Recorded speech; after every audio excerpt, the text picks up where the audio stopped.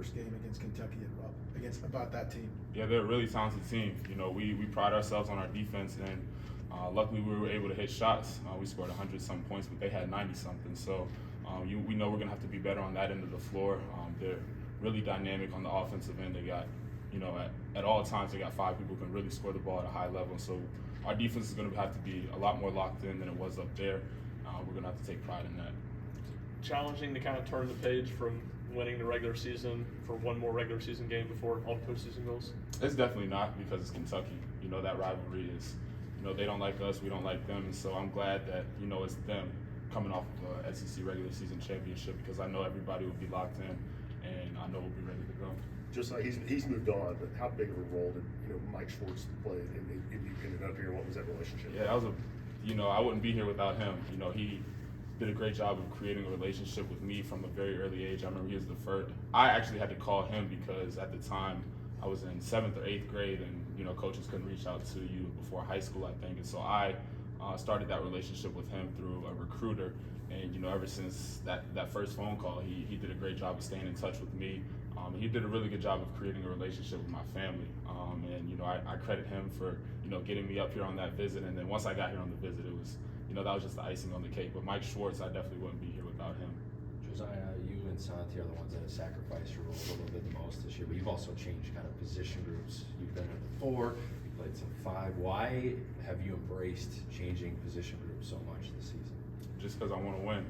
You know, I'm willing to do whatever it is on the floor to impact winning. And, you know, if it's taking less shots, taking more shots, being better defensively, I think that, you know, roles change from game to game, but especially season to season as teams change. But, you know, Santi and I, we pride ourselves on being winners and, you know, doing whatever it takes to come out with the W at the end of the day. And so that's why I'm so willing to, you know, accept whatever role coach wants to give me, whether it's guarding the best post player, best perimeter player, taking more shots, taking less shots. As long as, you know, whatever the game plan is to help us get a W, that's what I'm willing to do.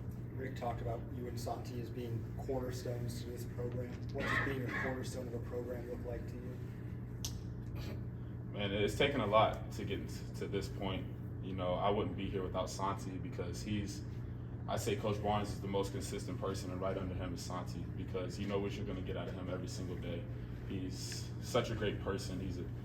He's a hard worker, and he's a great leader, and somebody, you know, that's uplifted me through tough times. And like I said, I wouldn't be here without him. But you know, him, Coach Barnes, saying that about us, you know, it's really gratifying, just because Santi and I have been through so much. You know, 5 years is a long time. There's a lot of ups and downs and highs and lows, but I just credit him and I for, you know, always having each other's back and always coming in the next day and trying to get the best out of each other and the best out of this group. And that's why I think that we are where we are right now, not just because of him and I, but, you know, the standard that, you know, Grant Williams and the guys before us set, because, you know, they were a really good basketball team before we got here. They're going to be a really good basketball team after Santi and I leave. But the culture here is second to none. What impression has Dalton left on you this season?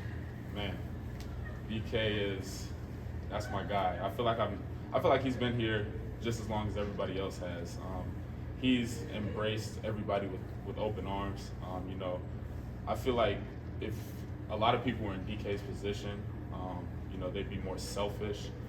But, you know, being around him off the court, he's such a selfless person. You know, he makes the locker room laugh. He keeps us uplifted, and, you know, he's somebody that I know I have a relationship while I'm here, and, you know, wherever our paths may cross again, but wherever he ends up, I know that he's somebody I can always count on, and I'm thankful that he chose to come to the University of Tennessee.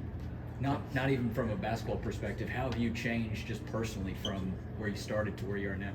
I was a little kid when I first came here. I thought I had everything figured out, but, you know, God showed me quickly that I didn't.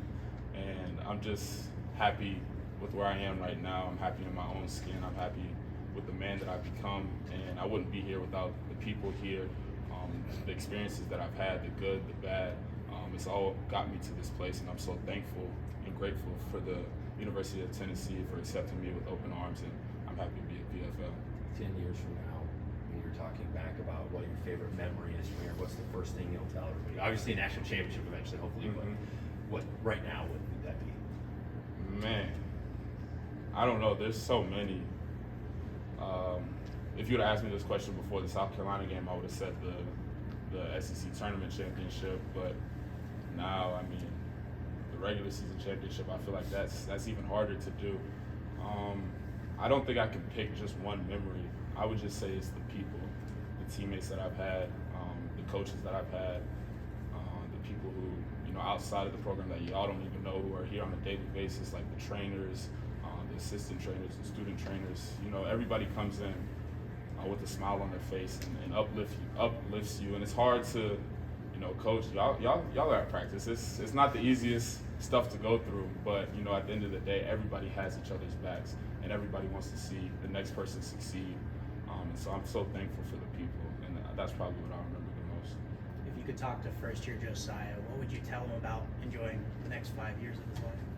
Man, I would tell him he has no idea what's coming his way, but just to take everything in stride, never get too high, never get too low, be thankful for it all, and just be where your feet are. Don't look too far ahead into the future, because you know the future, you don't know what's in the future.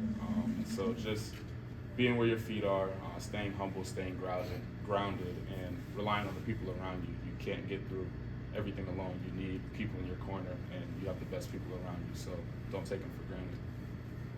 Anything else for Josiah? Thanks, Joe. Thanks, Joe.